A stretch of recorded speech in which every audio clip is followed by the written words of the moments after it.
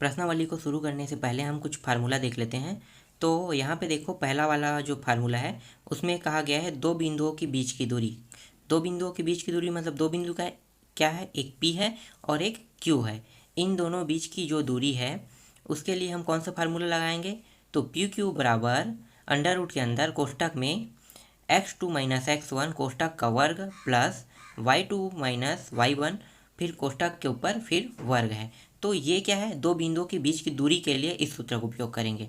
फिर दूसरा देख लेते हैं, समतल पर रेखा की ढाल। ठीक है, समतल पर रेखा की ढाल, अगर रेखा की ढाल हो तो हम किस सूत्र का उपयोग करेंगे, y2 माइनस y1 अपान x2 माइनस x1 का।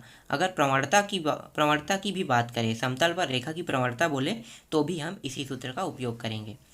अब हम देखते हैं, कार्तीय समतल में रेखा का समीकरण y बराबर mx प्लस सी होता है, जहाँ m बराबर ढाल और c बराबर y अक्ष से अंतःखंड है।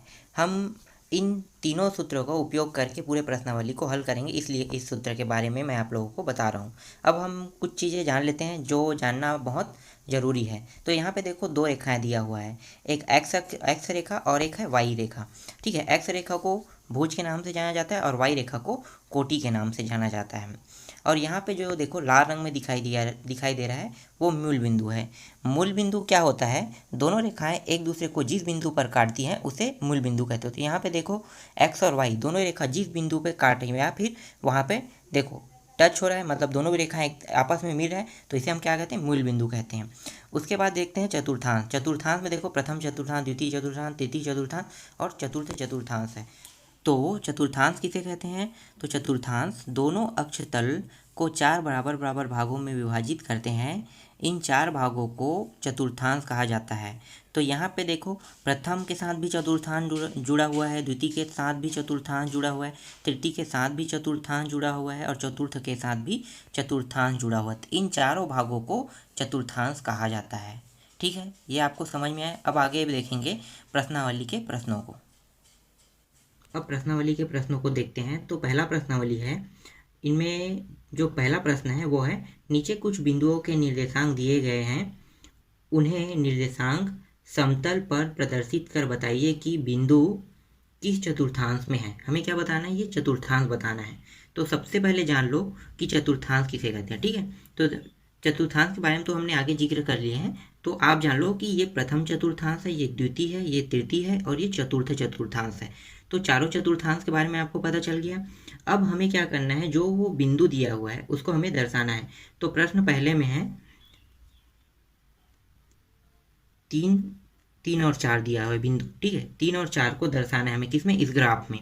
कैसे दर्शाओगे, तो जब भी कभी भी ऐसा ग्राफ हो और ग्राफ में ऐसा बिंदु दिया होगा 3 और ये 4। ठीक है, तो 3 को क्या होगा, ये जो 3 है वो हमेशा x रहता है और जो पीछे वाला रहता है वो हमेशा y रहता है। ठीक है, तो यहाँ पे देखो, चाहे यहाँ पे माइनस रहे चाहे प्लस में रहे, ठीक है, कोई भी मान रहे, जैसे ये प्लस में है, अगर ये दोनों माइनस रहता है, ये भी माइनस रहता है, या एक प्लस है एक माइनस रहता, तो भी ये एक्स रहेगा आगे वाला और पीछे वाला वाई का वाई रहेगा। ठीक है, अब देखते हैं ये किस चतुर्थांश में हमें बताना है ग्राफ के माध्यम से। तो यहाँ पे देखो, ये एक्स में 3 बिंदु, तो हमें कहाँ पे जाना है, देखो ये मूल बिंदु है, 1, 2 और 3। ठीक है, ये 3 बिंदु आ गए हमें यहाँ पे। उसके बाद हमें वाई अक्ष में कहाँ पे जाना है, 4 पे। देखो y अक्ष है, ये y का मान कितना है, 4, तो मतलब हमें y में कितने जाना है, 4, 1, 2, 3 और 4। अब 4 देखो, 4 और 3, ये 4 और 3। ठीक है, तो हमें इन दोनों को सीधे में लाना है। तो यहाँ से देखो ये रहा, ठीक है, यहाँ पे, और ये जो है आप स्केल की सहायता से करना, यहाँ से यहाँ तक आएगा लगभग ये वाला, और ये बिंदु यहाँ पे आ रहा है। देखो दोनों बिंदु टच हो गए अब यहाँ पे, तो ये बन गया मूल बिंदु। ठीक है, अब ये मूल बिंदु होगी, क्यों, क्योंकि यहाँ पे देखो x, ये जो वाला जो रेखा है वो क्या है, x लाइन है, और ये जो नीचे से ऊपर की ओर जा रहा है वो y लाइन है। देखो नीचे से ऊपर क्या आ रहा है ना यहाँ से, तो ये y लाइन है, और जो यहाँ से ऐसे जा रहा है वो x लाइन है। तो ये x 3 नंबर तक गया, यहाँ पे देखो x 3 नंबर तक, और ये यहाँ तक है। ठीक है, और ऊपर कहाँ तक गया, ऊपर देखो 4 नंबर तक के। तो ये क्या हो गया, ये एक बिंदु हो गया। अब ये किस चतुर्थांश में है, तो यहाँ पे लिखो 3 और 4।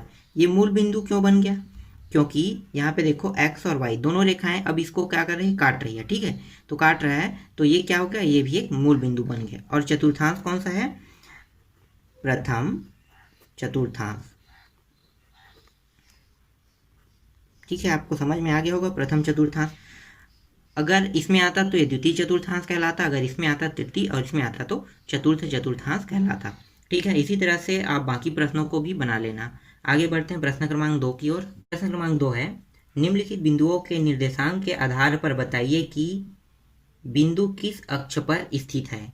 तो हमें क्या बताना है, ये जो बिंदु है प्रश्न क्रमांक 2 का तीसरा ले रहे हैं। ठीक है, तो -3 और 0 को हमें बताना है कि ये किस अक्ष पर स्थित है। ठीक है, अक्ष बताना है, तो ये x अक्ष होता है और ये y अक्ष होता है। हमें सिर्फ इतना ही बताना है। ऐसे देखने में तो ये मुझे पता चल रहा है कि ये किस अक्ष पे है, क्योंकि ये वाला क्या है, x है, और ये पीछे वाला क्या होता है, y का मान 0 हो रहा है, मतलब क्या है, y अक्ष पे तो नहीं हो सकता, तो किस अक्ष पे है, x अक्ष पे। यहाँ पे डायरेक्ट पता चल गया x अक्ष पे है। लेकिन मैं आपको समझाने के लिए ग्राफ बनाया हूँ कि कैसे ये किस अक्ष पे जा रहा है, आप देखते हैं। ठीक है, तो यहाँ पे देखो -3 है, तो ये वाला सीरीज क्या है, पूरा प्लस में है, और ये वाला क्या है, पीछे वाला जो इसके जो पीछे है वो माइनस में है।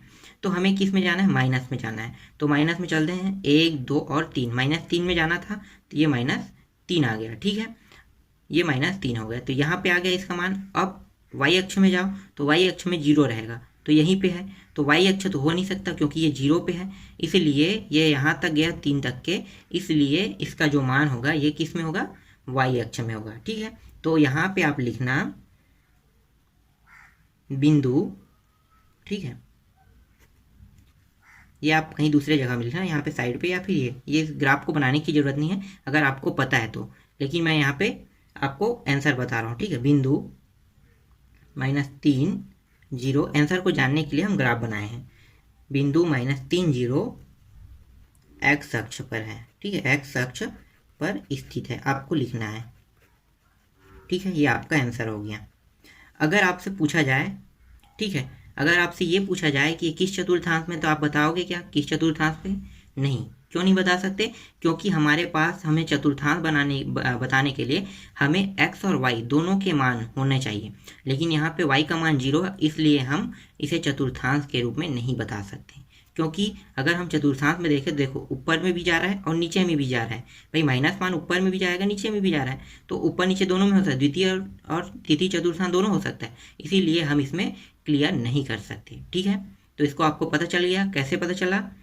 जैसे हमने अभी किया वैसे ही आप सारे प्रश्नों को प्रश्न क्रमांक 2 का इसी तरह से आप हल कर लेना। उसके बाद प्रश्न क्रमांक रिक्त स्थान है, ये आपको खुद बनाना है, क्योंकि ये कुछ बड़ी बात नहीं है। जो मैं बताया हूँ वो पूरा चीज़ यहाँ पे आ गया है, वही चीज़ आपको यहाँ पे रिक्त स्थान पे भरना है। और प्रश्न क्रमांक 4 भी आप लोग बना लेना, क्योंकि प्रश्न क्रमांक 4 में एक ग्राफ दिया है, और ग्राफ से ही आपको वो संख्या, जो चीज़ इसमें निकालने के लिए कहा गया, वो चीज़ आपको यहाँ से निकालना है।